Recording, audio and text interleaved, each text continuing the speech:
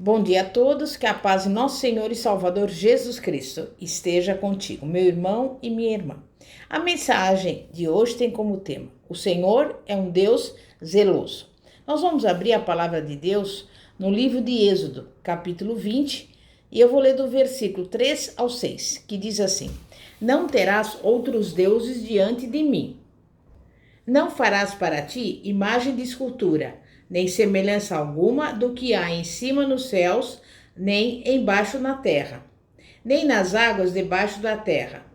Não as adorarás, nem lhes darás culto, porque eu sou o Senhor teu Deus, Deus zeloso, que visita a iniquidade dos pais nos filhos, até a terceira e quarta geração, daqueles que me aborrecem, e faço misericórdia até 1000 gerações daqueles que me amam e guardam os meus mandamentos.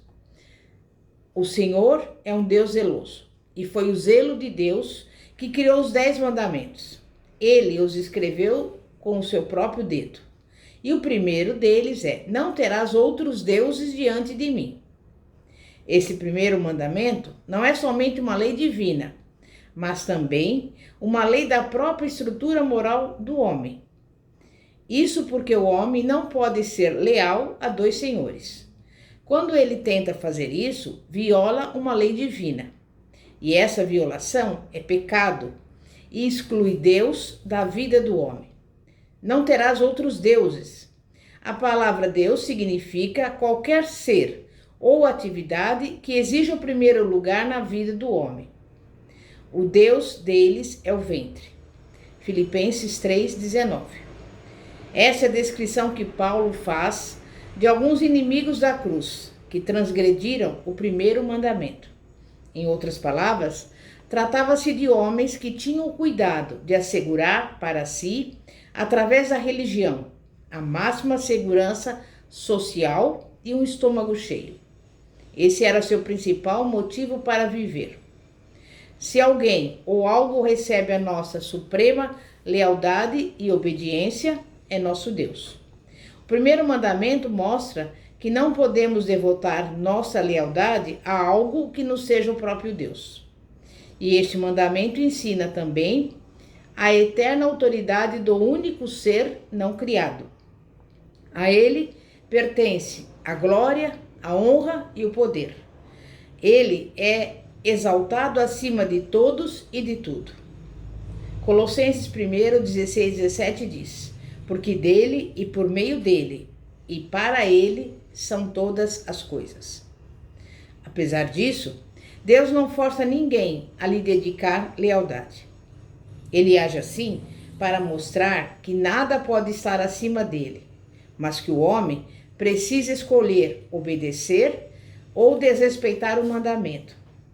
Deus revelou sua santa vontade. O homem precisa decidir quem há de ser o seu Deus. Nenhuma revelação ou doutrina pode apagar ou cancelar o significado deste mandamento.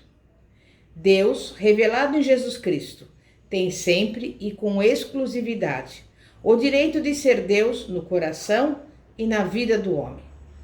O maior exemplo de transgressão à ordem, não terás outros deuses diante de mim, foi a crucificação de Jesus.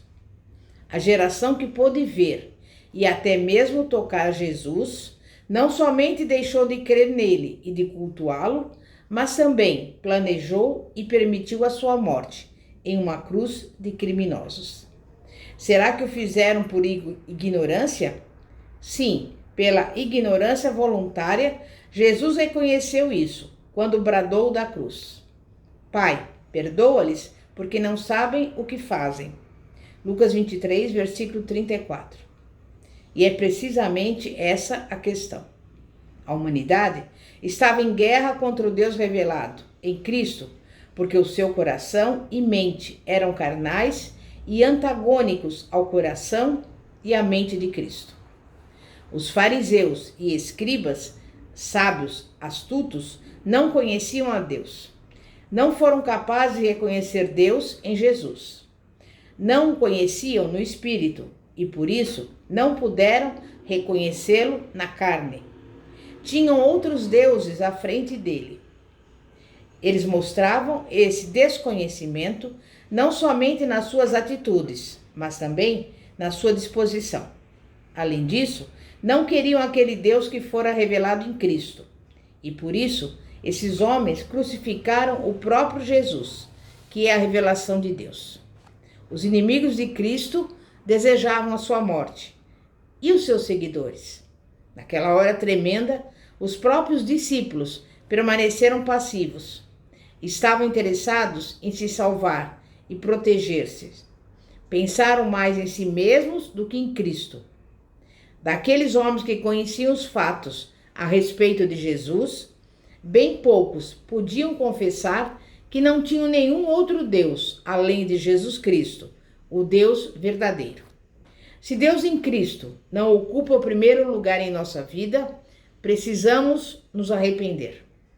Temos de dar as costas aos nossos pecados e entregar à cruz as nossas próprias inclinações e interesses, pois os que são de Cristo Jesus crucificaram a carne com as suas paixões e concupiscências. Gálatas 5:24. Mediante uma entrega integral a Deus, temos de afastar para sempre a velha maneira de viver e tudo quanto lhe diz respeito. Tudo que em nós trai a Cristo e o nega como Senhor da nossa vida. Pensemos em Pedro, por exemplo. Ele traiu o Senhor quando uma simples serva lhe perguntou se ele era seguidor de Jesus Cristo. Pedro mentiu, ele foi covarde, praguejou, sem dúvida alguma, transgrediu o primeiro mandamento: não terás outros deuses diante de mim. Mas que transformação se verifica no Pedro, que vemos no livro dos Atos dos Apóstolos, purificado de seus pecados e batizado com o Espírito Santo. Mais tarde, é ele que em sua epístola registra a exortação: antes, santificai a Cristo como Senhor em vosso coração, estando sempre preparados para responder a todo aquele que vos pedir razão da esperança que há em vós, fazendo-o, todavia, com mansidão e temor. O mesmo Senhor que ordenou: haja luz, e houve luz, determina: não terás outros deuses diante de mim. Todas as suas palavras e ordens são eficientes. Através do Evangelho de Cristo, homens e mulheres têm sido regenerados e transformados em verdadeiros adoradores de Deus. O segundo mandamento, não farás imagem de escultura, é uma proibição e diz respeito a toda e qualquer representação ou símbolo da divindade que o homem faça a fim de se curvar perante eles ou de usá-los em seu culto ao único Deus verdadeiro. Mas por que Deus proíbe que o homem faça imagens ou representações da divindade? Porque, em primeiro lugar, as imagens roubam dos homens o verdadeiro conhecimento de Deus. Lemos, por exemplo, em Atos 17, nos versículos 24, 25 e 29, que a cidade de Atenas estava cheia de ídolos. Contudo, em seu último altar era um monumento ao Deus desconhecido. Versículo 23. Todas as representações de Deus que o homem faz são deturpações. Elas rebaixam a Deus e o insultam, enganam e corrompem o homem.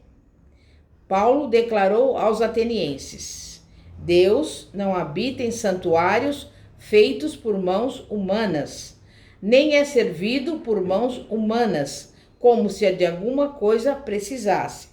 Sendo, pois, geração de Deus, não devemos pensar que a divindade é semelhante ao ouro, à prata ou à pedra, trabalhados pela arte e imaginação do homem.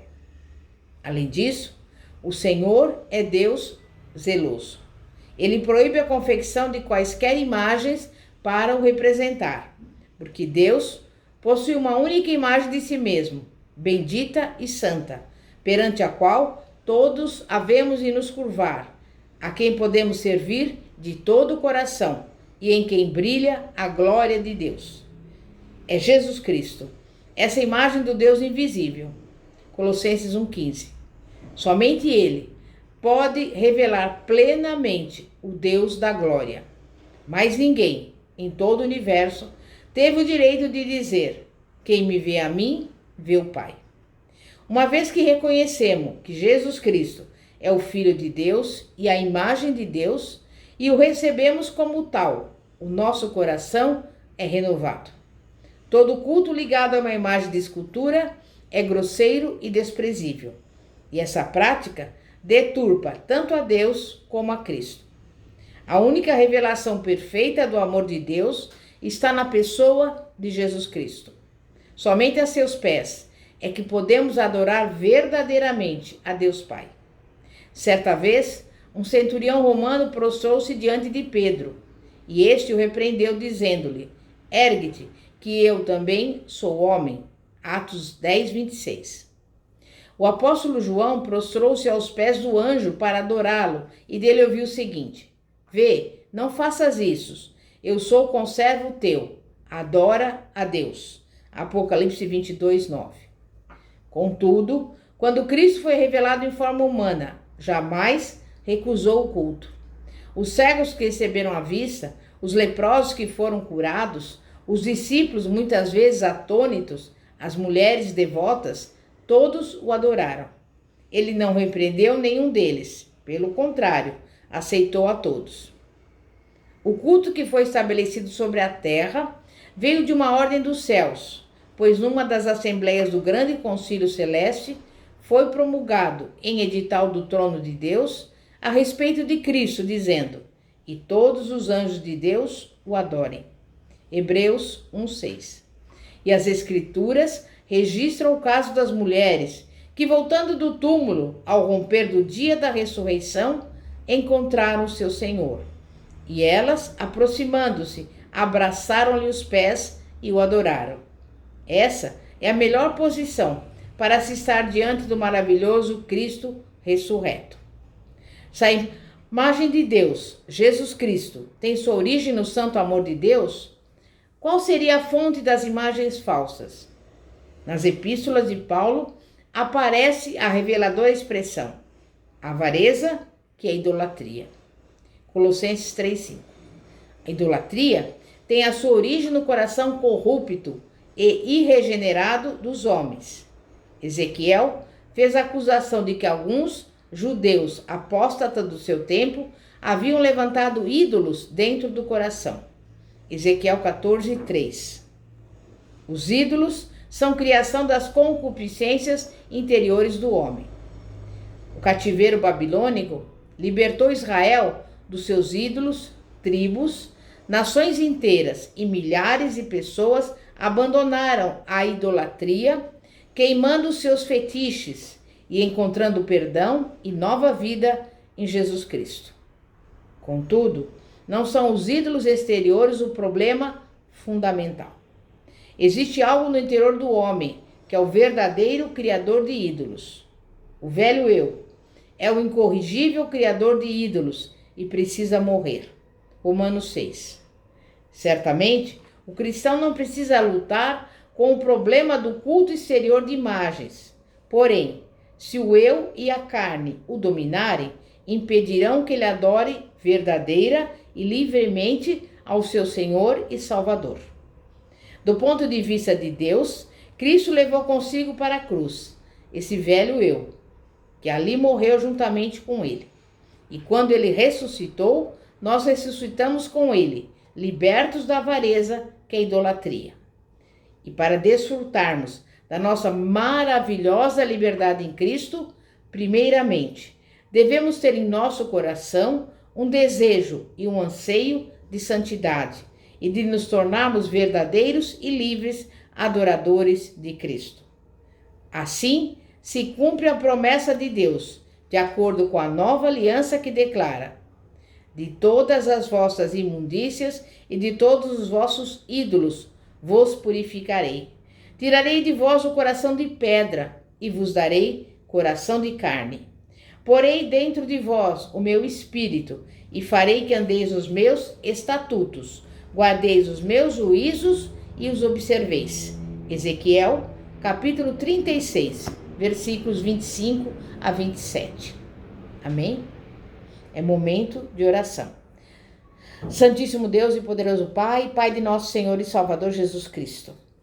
Nós queremos em primeiro lugar te louvar, te agradecer, porque até aqui o Senhor tem sempre cuidado e olhado por nós. Tem zelado pela nossa vida, pela nossa saúde, pela nossa casa, pela nossa família. E nesse momento nós colocamos diante de Ti tudo aquilo que nos pertence, porque sabemos que Tu és o Deus do milagre. Tu és o Deus para o qual não haverá nada demasiadamente difícil. E nesse momento eu coloco diante do Senhor essa pessoa que está me ouvindo, que está com problema de saúde, essa pessoa que está com problema de uma necessidade material, que está passando fome, ou dessa pessoa que está com problema no lar, na casa, na família. E eu te peço em nome de Jesus, que o Senhor repreenda toda doença, toda enfermidade, porque o Senhor já levou sobre si as nossas enfermidades e pelas suas pisaduras nós já somos sarados. Também peço que o Senhor envie a provisão que essa pessoa necessita, porque a tua palavra que diz, o Senhor já supriu todas as nossas necessidades. E também te pedimos que o Senhor entre com a providência nessa casa e nessa família, porque a tua palavra nos diz: crê no Senhor Jesus e será salvo tu e a tua casa. Então, nós já te agradecemos, porque sabemos, Pai, que Tu és fiel, a Tua palavra é verdadeira e o Senhor vela para cumpri-la. Entregamos tudo nas Suas mãos e Te louvamos, porque Tu és o Deus Todo-Poderoso, é o único Deus, além de Ti não há nenhum outro. E nós reconhecemos, Pai, humildemente, diante do Senhor, que nós vamos procurar a cada dia viver na obediência e na prática da Tua palavra, em nome de Jesus.